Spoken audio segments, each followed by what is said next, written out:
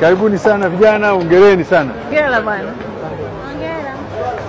Walikwenda kama wawakilishi wa taifa, lakini wamerejea kama mashujaa na washindi wa dunia. Ni wanafunzi wa chuo kikuu kikubwa barani Afrika, chuo kikuu cha Dodoma UDOM, kutokea katika ndaki ya sayansi za kompyuta na elimu angavu SAYU.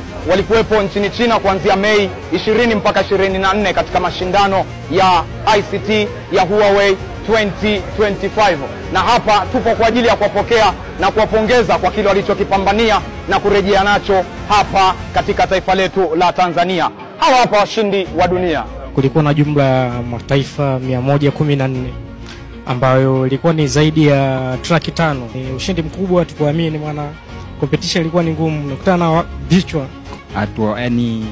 Hatuamini kama tunaweza tukarudi na ushindi, lakini tulikuwa tumejipa moyo sisi kama wanafunzi kutoka UDOM. Kwa stage ambayo tulikuwa sasa hivi zilikuwa zimekusanyika akili za dunia nzima. Kwa hiyo kimsingi mashindano yangekuwa na changamoto kubwa sana. Opportunities kama za internship na ajira, yes, hizo ni moja kati ya faida ambazo tumeweza kuzipata kutokana na mashindano ya Huawei ICT.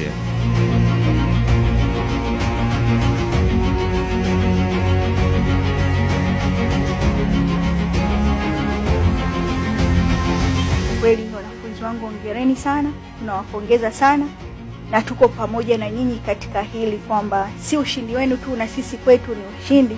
Sisi ni washindi, tumekuwa tukishinda, tunashinda na tutaendelea kushinda. Asanteni sana kwa kutuheshimisha katika level ya dunia. Hakika chuo kikuu cha Dodoma UDOM kinazidi kudhihirisha ukubwa wake na uhalisia wake na ubora wake kitaifa na kimataifa. Hii ni hazina ya maarifa. Langu jina ni Robert Mauya, mpaka wakati mwingine. Bye bye.